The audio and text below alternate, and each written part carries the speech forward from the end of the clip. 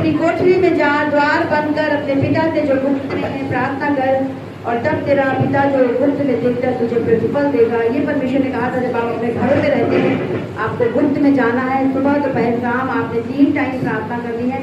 और वचन कहता है कि परमेश्वर ने कहा था कि प्रार्थना करते समय अन्य जातियों की नाई क्या ना करो, यानी कि हमारे बोलने से पहले ही परमेश्वर सुनता है और हमारी जरूरतों को वो पूरी करता है। हमें बक करने की जरूरत नहीं है, हमें उसकी आराधना करने की जरूरत है, हमें उसकी प्रशंसा करने की जरूरत है। हमें ये कहना है कि तू भला है, तेरी करुणा सदा की है, बस ये हमें करना है। हालेलुया।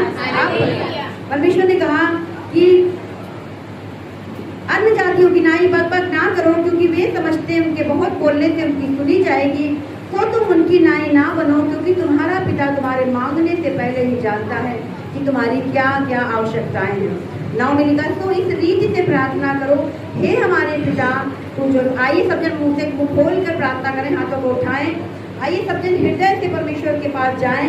वो सिंहासन जो अनुग्रह से भरा है, जो दया से भरा है, जो क्षमा करता है, जो आपकी परिस्थितियों के विदिन 1 सेकंड में बदल सकता है। आइए अपने हाथों को उठाएं, अपनी आंखों को परमेश्वर की ओर लगाएं, मनुष्य की बातों पर नहीं परंतु परमेश्वर की ओर लगाएं। आज अपनी प्रार्थनाओं को लेकर खुदावंत के पास जाएं। वचन कहता है, परमेश्वर ने हमें सिखाया था कि तुम इस रीति से प्रार्थना करोगे, हे हमारे पिता तू जो स्वर्ग में है, तेरा नाम पवित्र माना जाए, तेरा राज्य आए, तेरी इच्छा जैसे स्वर्ग में पूरी होती है वैसे पृथ्वी पर हो। लगे बोलो, परमेश्वर मेरे घरों में भी पूरी हो, मेरे बच्चों में भी पूरी हो, मेरे पति में भी पूरी हो, मेरे पत्नी में भी पूरी हो, हर एक स्थान में मेरे पिता तेरी इच्छा पूरी हो। लिखा है, हमारे दिन भर की रोटी आज हमें दे। और सबसे इम्पोर्टेंट बात जो मैं आपको बताने जा रही हूँ, 6:12 कहता है, जिस प्रकार अपने अपराधियों को क्षमा किया है वैसे ही तू भी हमारे अपराधों को क्षमा कर। हालेलुया। आज बहुत से लोग हैं जो क्षमा नहीं कर पाते, क्षमा मांगते नहीं हैं। वचन कहता है, जो मेल मिलाप कराते हैं वो परमेश्वर के पुत्र कहलाएंगे।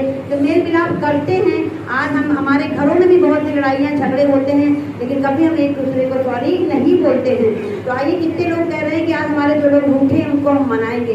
कितने लोग ये बात को बोल रहे हैं, जो गलती हो गई उसका हम अंगीकार करेंगे, पिता के सामने अंगीकार करेंगे, हम लोगों के साथ भला व्यवहार करेंगे। वचन कहता है कि यीशु मसीह में जब आप आते हैं तो आपके पाप लहू के द्वारा क्षमा हो जाते हैं। इसका मतलब ये नहीं कि आप पुरानी चीजों को ठीक न करें। यदि खुदा आज आपको एहसास दिलाए, आज आपको कहे कि बेटी जा मेल मिलाप कर ले, तो बेटी जाएंगी और मेल मिलाप करेंगी। आज आप फोन करेंगी किसी एक पर्सन को, आज आप फोन करेंगी, आज आप मेल मिलाप करेंगी। यदि खुदा आज आपके मनों में डाल रहा है, आपकी सास, आपकी ननद, आपका पड़ोसी, कोई हो सकता है, कोई बात आपकी मुंह से नीचे निकली हो, अगर देखिए आप चाहते इस समय एक टीचिंग को लेकर चलना है कि प्रभु की प्रेजेंस, क्योंकि प्रभु की प्रेजेंस उपस्थिति जब आपकी लाइफ में होगी तो आपको चीजें गिनानी नहीं पड़ेंगी, वो उपस्थिति आपके जीवन में लेकर आएगी। तो इसलिए सबसे पहली शुरुआत होती है, हे पिता तू हमारे अपराधों को क्षमा कर जैसे हमने दूसरे के अपराधों को क्षमा किया है। तो हम बहुत बार लोगों को क्षमा नहीं करते और परमेश्वर की उपस्थिति को, उसकी प्रेजेंस को अपनी लाइफ से, अपने बच्चों के जीवन से खो देते हैं।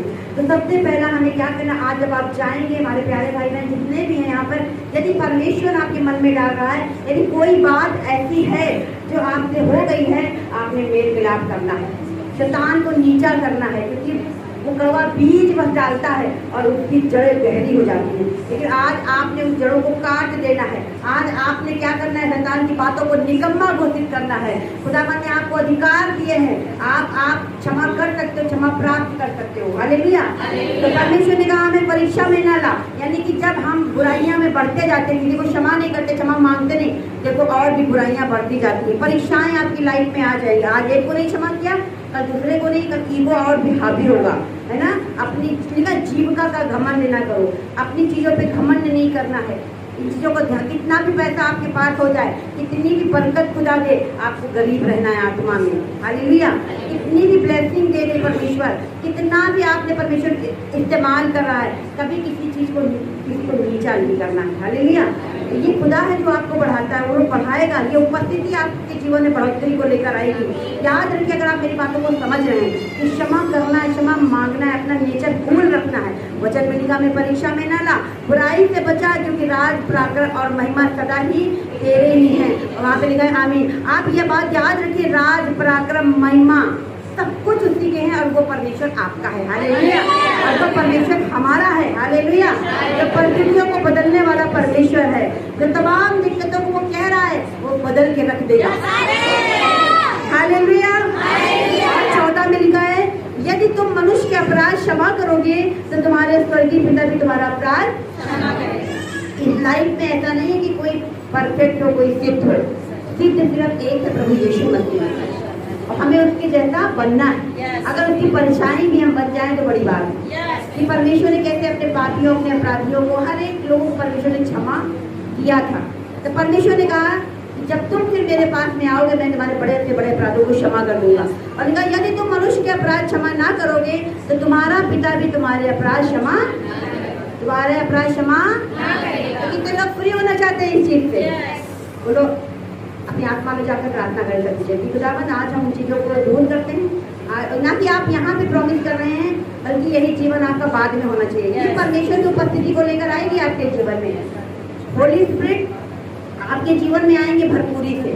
ये देह पवित्र आत्मा का मंदिर है, कचड़े का मंदिर नहीं है। आपके जीवन में प्रेम प्रेम प्रेम होना चाहिए, जैसे यीशु मसीह ने प्रेम हमसे किया। हालेलुया।